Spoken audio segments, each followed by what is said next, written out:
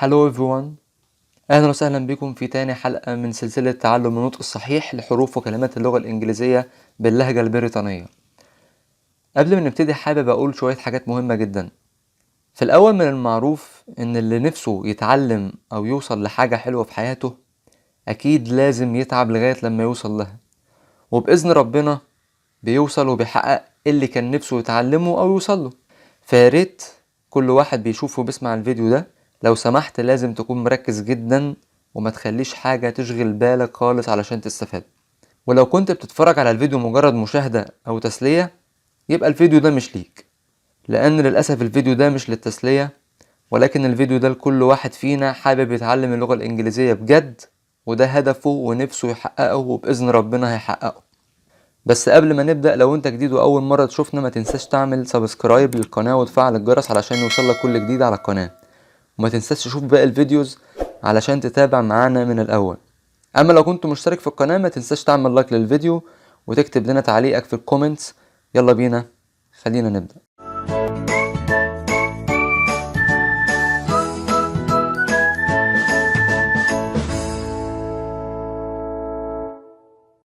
أهلا وسهلا بكم مرة تانية. الفيديو ده إن شاء الله تكملة للفيديو اللي فات اللي كنا خدنا فيه الحروف كلها. زي ما اتفقنا حروف اللغة الإنجليزية 26 حرف، منهم 21 حرف consonant حروف ساكنة، وعندي 5 حروف vowels حروف متحركة أو حروف العلة زي ما بيقولوا يعني. فالنهاردة إن شاء الله هناخد زي ما اتفقنا في الفيديو اللي فات إن النهاردة هيبقى الفيديو عبارة عن كل حرف بكل أصواته. طبعا من الصعب إن أنا أقول كل الحروف بكل أصواتها في فيديو واحد، ولكن طبعا علشان ما يبقاش في ملل ويبقى أهم من كل ده يبقى في تركيز، لأن الموضوع عاوز حفظ. لو أنت عندك موهبة الحفظ، طب أنا ما عنديش موهبة الحفظ أو مش بحفظ بسهولة، يبقى الحل الوحيد إن حضرتك هتجيب كشكول وقلم وتكتب اللي هنقوله في الفيديو، سواء في الفيديو ده أو الفيديوهات القادمة الخاصة بموضوع أصوات كل حروف اللغة الإنجليزية. النهاردة إن شاء الله هناخد مع بعض كام حرف من بداية الحروف بالترتيب علشان ما نتلخبطش، وناخد كل الأصوات اللي تخص كل حرف فيهم. هنبدأ إن شاء الله بأول حرف ال A.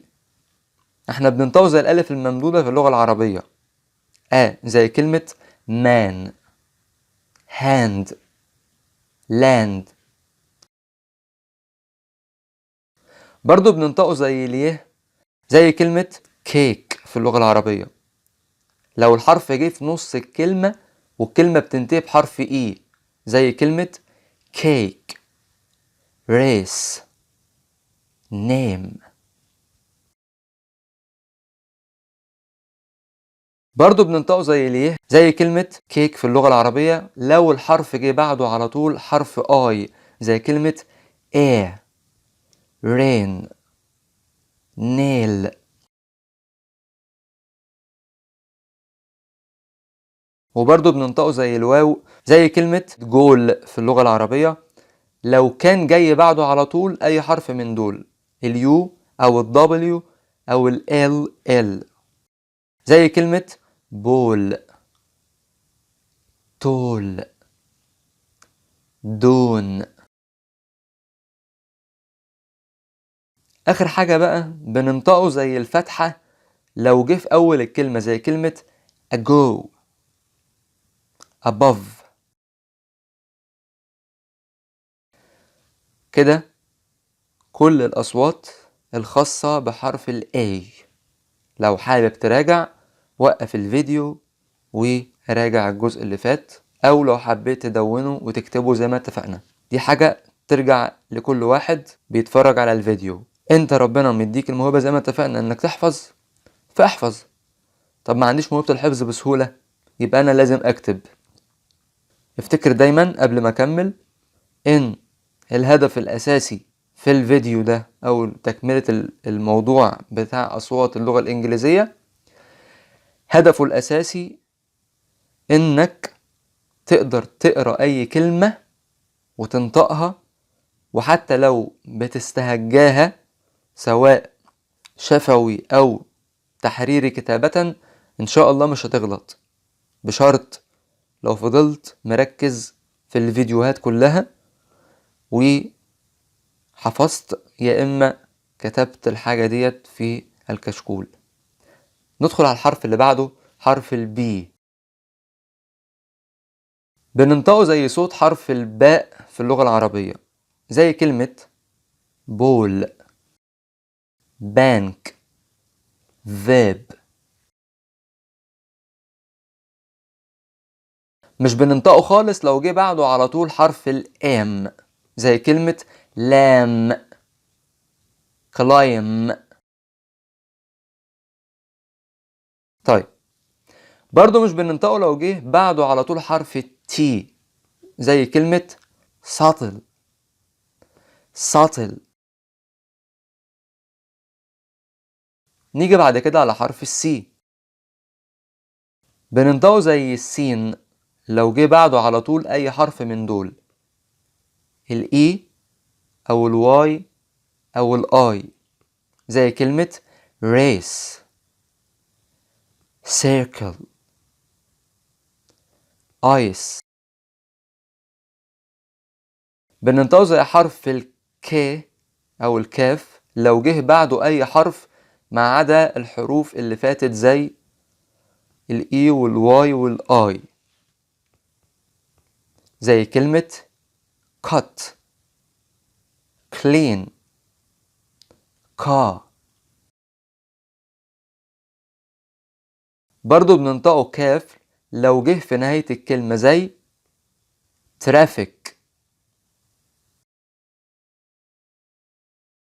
ندخل على حرف الدي. بننطقه زي حرف الدال في اللغة العربية، زي كلمة bed، dad. مش بننطق حرف الدي في بعض الكلمات زي الكلمات دي، ساندويتش. سمعتوا؟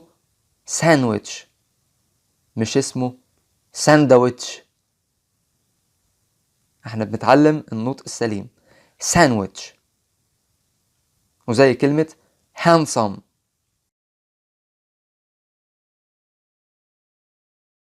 بننطق حرف الدي ت أو تي لما يجي في نهاية الفعل المنتظم في الماضي البسيط.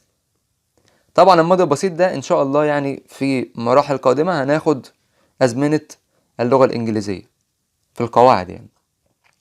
فمبدئيا بننطق حرف الدي بصوت تي لما يجي في نهاية الفعل المنتظم في الماضي البسيط، لما يجي قبله على طول أي حاجة من الحروف دي، سواء P أو PH أو S أو F أو SH أو CH أو K.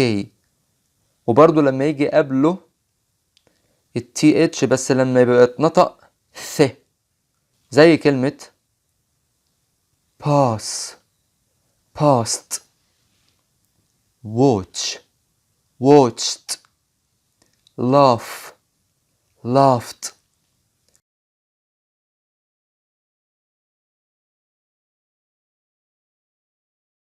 وبكده تكون حلقتنا خلصت النهاردة. أتمنى أكون قدرت أوضح لكم كل أصوات الحروف اللي خدناها النهاردة. أشوفكم على خير الحلقة القادمة. Goodbye.